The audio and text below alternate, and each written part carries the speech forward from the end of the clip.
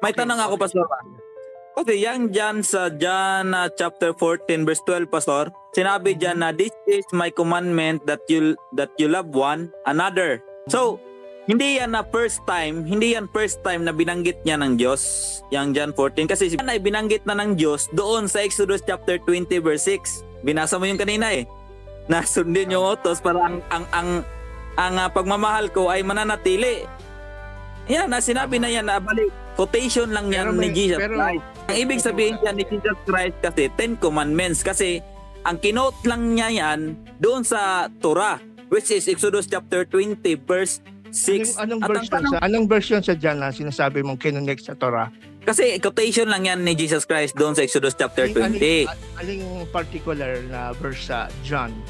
Sinabi mo na love another one, yung kinote mo ganina. Love another one Salawahan yun. Love another one. Love one another dapat. Sabi dito, these things that you love one another. Pero in-update na ni Jesus yung command nito galing sa Leviticus 19:18, no? Di ba? In-update niya ito. Ito ang wala doon. A new commandment. Pag tinignan mo yan sa Greek, new commandment, yung quality mismo ng commandment, yung bago yung age, pero luma pa rin. No, this is a new commandment I give you that you love one another just as I have loved you. You also are to love another. Ito bang just as I have loved you, nandun ba yan sa Torah o wala? Yes, Pastor, andun. Sinabi yan dyan sa... Just as I love you? Just as I have loved you? Nasa Torah ba yan? About sa love, Pastor, ang requirements doon, yung specific na binanggit doon sa 10 Commandments. Kasi ang tanong ko, Pastor, yung sinabi mo na about sa love, in specific ng Diyos yan Kasi hindi pwede yung sinasabihin natin na mahal ko ang Diyos, pero hindi mo tinupad ang specific na requirements para sa masunod mo ang totoong love, which is yun yung 10 Commandments. So yung 10 Commandments, specific yun na binigay yun ng Diyos sa atin para yun sa love mo sa tao, love mo sa Diyos. Sure ka dyan, binigay sa atin. Yes, Pastor, kasi huwag kang pumatay. Huwag kang nandun huwag kang pumatay. Sa to pa, meron kasing story, Pastor. Tanong ko, Pastor, makatarungan ba to, Pastor, na may tao, mag-asawa, mahal niya kanyang asawa at nakita niyang may kabit. Pinatay niyang kabit sa sobrang mahal niya ng kanyang asawa. Kasi hindi niya alam, huwag kang pumatay Ang alam lang niya na mahal niya ang kanyang asawa sobra. Kaya napatay niya yung kabit. So, ganyan ba ang interpretation, Pastor? Makatarungan ba yan?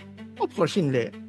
Babalikan natin yung Exodus yung sinabi mo, Parang lumalabas doon, mahal lang ng Diyos yung nagmamahal sa Kanya. Kung susundin natin yung argumento mo, kung alisin natin sa context, Okay, kasi mahalaga yung context. Ang kausap doon hindi tayo, Israel. At ang context doon, yung pagbibigay ng 10 Commandments sa Sinai, wala tayo doon. Lumabas sa Ehipto ang kinakausap doon, hindi naman tayo lumabas sa Ehipto. Ngayon, kung sasabihin mo, applicable pa rin yan, na iniibig ng Diyos yung umiibig sa Kanya, sa New Covenant, hindi ganyan ang Panginoon. Minahal niya tayo habang nga tayo makasalanan For God so loved the world, di ba? Habang tayo mga kaaway, sabi sa Romans 5:6, minahal tayo ng Panginoon. Habang tayo mga enemies, minahal tayo ng Diyos. O di ba magkaiba ang New Covenant sa Old Covenant? So diyan lumalabas sa inyo, wag sana natin na sa panahon natin, i-apply mo yan, brother, delikado yan. Mamahalin ka lang pala ng Diyos pag Sabbath keeper ka. Hindi yun totoo. Hindi ganyan ang standard yung New Covenant. In fact, babasahin natin yon sa Romans chapter 5, verse 6, ang liwanag. Mahal ng Panginoon yung ayaw nga magmahal sa Kanya. For while we are still weak, at the right time, Christ died for the ungodly.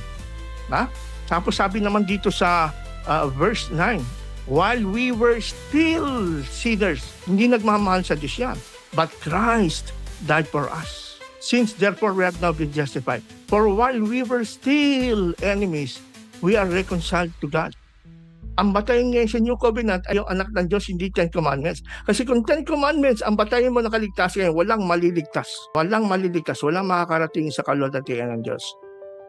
Yan ang sinasabi ko sa iyo. Pero Ang kaligtasan sa New Covenant, hindi na yung standard ng Old Testament. New Testament na. Na habang tayo kaaway ng Diyos, habang tayo makasalanan, habang tayo mahina dahil sa kanila hindi natin mahal ang Diyos, namatay si Kristo para sa atin. Di ba magkaiba?